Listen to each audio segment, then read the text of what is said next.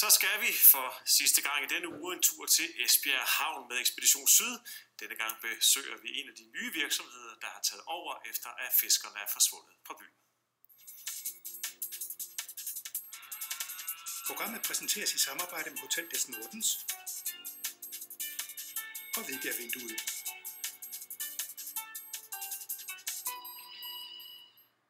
Det er altså snart ved at være helt slut med fiskeri her fra Esbjerg Havn, men til gengæld så er der kommet masser af offshore- og vindmølleindustri til byen. Det betyder masser af nye arbejdspladser, også for de små lokale virksomheder, og mange af dem er gået fra 0 til rigtig mange ansatte på få år.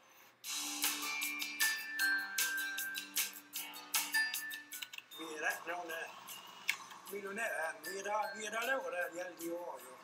Før der havde vi jo kunder i kedeldragt og gummistøvler. Nu har vi jo folk med slips og jakkesæt. Det er blevet let at være havnearbejder. Nej, det er ikke let. Det er der aldrig nogensinde været. Det er da dejligt at være mig. Selvfølgelig er det det. Men der er også bekymringer med. Ja, det er Thomas fra TS Tech. Så er der igen bud efter Thomas Sandholt, direktør for en af de mange virksomheder, der med rekordfart vokser op her på Esbjerg Havn. I sidste uge ansatte vi 6 mand, så... Det er lidt af et eventyr, og det synes han også selv, selvom han foretrækker at være beskeden. Vestjyder forsøger at holde begge ben på jorden, og det gør vi også her. Men det går altså rigtig godt for den tidligere elektriker, der for få år siden så, at der var muligheder for at springe med på offshorebølgen og få succes. Det startede jo med, at jeg blev fyret i 2009 ved min tidligere arbejdsgiver grundet finanskrisen. Og så var spørgsmålet jo, hvad jeg nu skulle give mig i kast med, om jeg skulle ud i en anden installationsforretning og bruge tid på at komme lidt op i hierarkiet der, eller om jeg skulle starte selv. Og der talte jeg så med hjemmefronten og blev enige om, at vi skulle prøve at købe en enkelt bil, og så måtte vi se, om det kunne gå. Og kunne det ikke gå i løbet af det første år, så måtte vi jo bakke ud af det og sige, så havde vi i det mindste prøvet det. Siden der har Thomas Sandholt ikke set sig tilbage.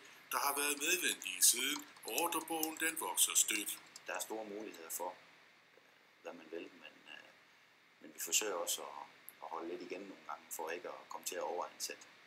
Men jeg vil sige, at som det ser ud lige nu, med de vækstbetingelser, der er inden for markedet på havnene med offshore med vind, så ser det positivt ud i fremtiden.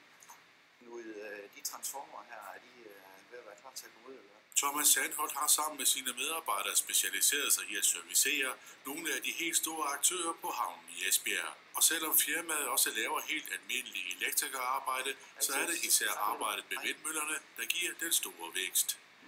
Vi har travlt. Vi kan godt følge med, men vi har travlt. Det er sjældent, man har 37 timer i ugen. Henrik Nikkelsen er en af de første, der blev ansat i firmaet. I dag ejer han de 5%, og han kan heller ikke få øje på ordet krise. Det er ikke i Esbjerg i hvert fald. Ikke inden for vores håndværk. For Thomas Sandholt betyder det, at han i dag ikke behøver at bruge tiden på at bekymre sig om, der nu er arbejde til alle. Bekymringen er mere, om det nu også kan lade sig gøre at finde arbejdskraft nok. Mine forventninger var bare at være selv. Og da den første mand blev ansat, så skulle det bare være os 2. Og det samme med nummer 3. Men så begyndte der ligesom at komme nogle opgaver, som havde en størrelse, at vi godt kunne se, at hvis vi skulle det her, så var vi nødt til at vokse med vores kunder.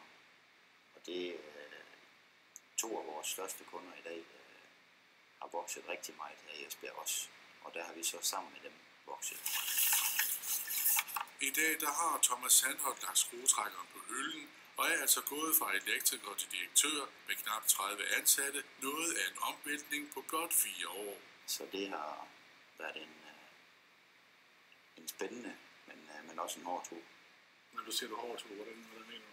Jamen, der har været rigtig mange timer i det, og selvfølgelig også bekymringer om, kunne det nu gå? Det betyder også meget for mig i hvert fald, at vi ikke ansætter medarbejdere, som vi skal af med igen. Så man har jo skulle tænke på jobsikkerhed for deres side af også. Så det har været de 2-3 første medarbejdere, der kunne man godt lægge lidt søvnløs om aftenen, fordi man ikke lige vidste, skulle man gøre det, eller skulle man lade være.